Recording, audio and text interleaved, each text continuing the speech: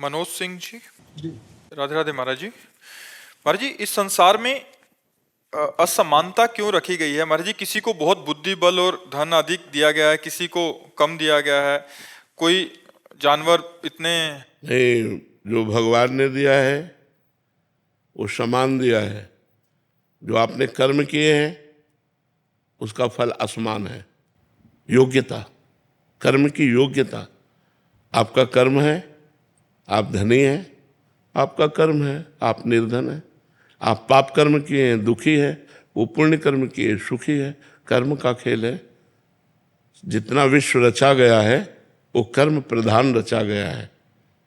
कर्म प्रधान विश्व रचि राखा, और जो जस करे तासि फल चाखा। इसमें भगवान का क्या दोष है? इसमें भगवान की क्या बात है? जो जैसा कर्म कर रहा है वैसा फल मिल रहा है, उसको भोग रहा है। अब कोई बहुत अच्छे कर्म किए हैं, दान पुण्य किया, गरीबों की सेवा की, बीमारों की, तो वो आकर के करोड़ों रुपए लाभ प्राप्त कर रहा है। अब एक है जो दूसरे के साथ बेईमानी किया, चोरी किया, नाना प्रकार के कुकर्म किए, खाने को भी नहीं मिल रहा है। तो कर्म का योग है। जैसे कर्म करोगे वैसा फल देगा भगवान। जैसा तुम कर्म करते हो वैसा है। यहाँ संसार विषमता है कर्म के कारण, क्योंकि सब एक जैसे कर्म थोड़ी कर रहे हैं, सब अलग अलग कर्म कर रहे हैं। तो अलग अलग उनका दंड या पुरस्कार, पुण्य या पाप, सुख या दुख, यही फल प्राप्त हो रहा है। तो इसलिए हमें इसमें कोई खास चिंतन नहीं करना। खास चिंतन करना है कि भजन करके हमको अच्छे बनना है। अब तक जो हुआ हुआ, अब लो निशानी, अब ना नसीब। अब तक जो हुआ अब हुआ, अब मैं अच्छा कार्य करके भगवान को प्राप्त करूं, या अच्छा व्यक्तित्व प्राप्त करूं, या अच्छा धनी बनूं। इसके लिए मुझे अच्छा कर्म करना होगा। इसकी स्वतंत्रता है महाराज जी? पूरी स्वतंत्रता है। मतलब अभी जो हम अच्छा करने लग गए तो आगे आपका अच्छा, बिल्कुल अच्छा होगा। अगर आप पाप कर्म करेंगे तो बिल्कुल दुर्गति हो जाएगी। आज भले आप सुख में हैं, कल आपका समय बहुत दुखी आएगा। आज भले दुख में है, कल आपका बहुत अच्छा समय आएगा यदि आप आज से अच्छा शुरू कर देते। तो समझदारी इसी में कि अभी सुधर जाए। अभी सुधर जाए। अब लो निशानी, अब ना नसीहो। आज तक जो किया अब आगे नहीं करूँगा, क्योंकि जो बोएंगे वही तो काटेंगे। हम अगर आम लगाएंगे तो आम, बम्बूल लगाएंगे तो कांटा। तो अब लगाते बम्बूल है, चाहते दाग छुआ रहा है, तो कहाँ से प्राप्त हो? तो हमारे जो कर्म है वो तो बड़े निम्न कोटि के हैं, फल हम बड़ा उच्च कोटि का चाहते हैं।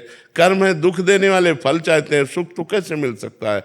कर्म भी वैसा होना चाहिए, तभी हमारी बात बनेगी। अब जैसे आप बहुत मेहनत कर रहे हैं, लेकिन आपका पूर्व प्रारब्ध पाप में है, तो असफलता ही मिलेगी आपको, शोक ही मिलेगा आपको, चिंता ही मिलेगी आपको।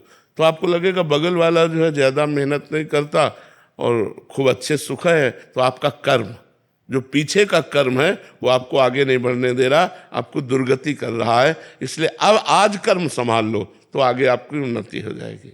अमन जी, राधे राधे महाराज जी। महाराज जी, यदि घर में भगवान जी का विग्रह स्वरूप गलती से टूट जाए तो इसका आध्यात्मिक अर्थ क्या है महाराज जी? कुछ हमें क्या नहीं, करना चाहिए? कुछ नहीं। काष्ठ, अष्टम धातु, पाषाण, मिट्टी, इन्हीं की तो मूर्तियां होती हैं। और ये सब मायाकृत है, और ये सब नाशवान है।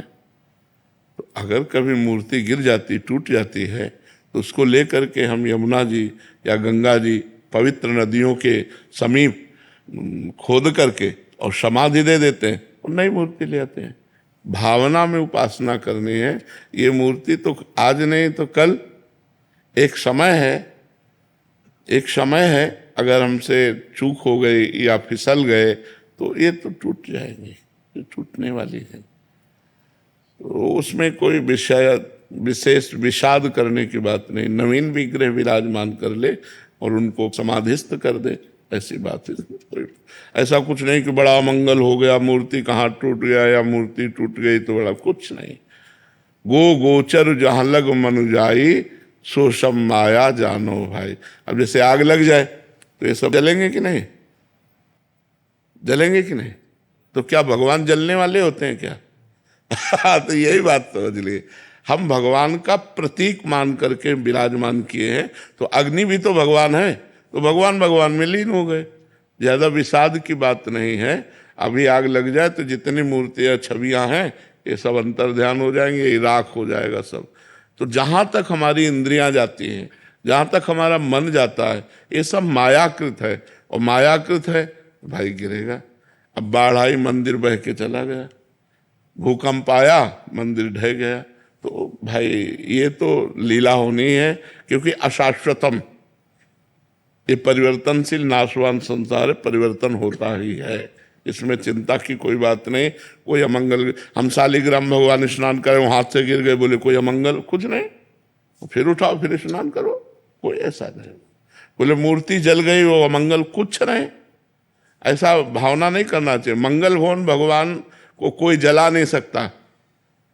आग में जो दाहिका शक्ति वो उन्हीं की दी हुई है, उनको आग छू नहीं सकती। तो जो मायाकृत है वो तो जल जाएगा। तो जो जलने वाला वही जलेगा, जो जलने वाला नहीं वो नहीं जलेगा। बस समझ में आता। जैसे इस शरीर को जला दिया जाए तो शरीर जल जाएगा, लेकिन आत्मा नहीं जलेगी, क्योंकि वो जलने वाली है ही नहीं, वो अविनाशी है। अविनाशी का विनाश नहीं हो सकता, विनाशी को बचाया नहीं जा सकता। आज नहीं तो कल, कल नहीं तो परसों, ये सब जितना आप देख रहे हैं ये सब परिवर्तनशील है। इसलिए विवेक का भी आश्रय रखना चाहिए। हम कम आस्था वाले हैं तो हमें थोड़ा संशय हो जाता है कि भगवान ऐसा क्यों, वो तो सर्वशक्तिमान है, उनके सामने हमारे साथ ऐसा या उनके साथ ऐसा क्यों हो गया, ये है वो है, बहुत सारे विचार नहीं नहीं, ऐसे नहीं करना चाहिए, ऐसा भाव नहीं रखना चाहिए। अब कई सिंहासनों को जलते हुए देखा है, अगर वो आरती की और रख दिया और ध्यान नहीं दिया, वो पर्दे में हवा जरा सी लगी और पर्दे में आग लगी, और मैं भगवान से, सब तो खेल है उनका। वो नया अपने को विराजमान करना चाहते, अब नया पर्दा और नया ठाकुर विराजमान करो, आरती करो, पूजा करो भगवान को। तो कई बार बिजली का वो तार आपस में वो उस क्या तार से, हाँ हाँ, उससे पूरा मंदिर ही का सब जल गया। ऐसे कई जगह ऐसे पाए जाते हैं। ऐसा भगवान अविनाशी हैं, उनको कोई विनाश कर नहीं सकता, और माया विनाशी है, इसको बचाया नहीं जा सकता। इसमें जो आप देख रहे हो हमारी भावना है कि हमारे भगवान हैं, नहीं तो कागज और रंग से आकृति भावनात्मक की गई है। तो इसमें भगवान है तो आग में भी तो भगवान है, इसलिए ज्यादा परेशान होने की जरूरत नहीं है।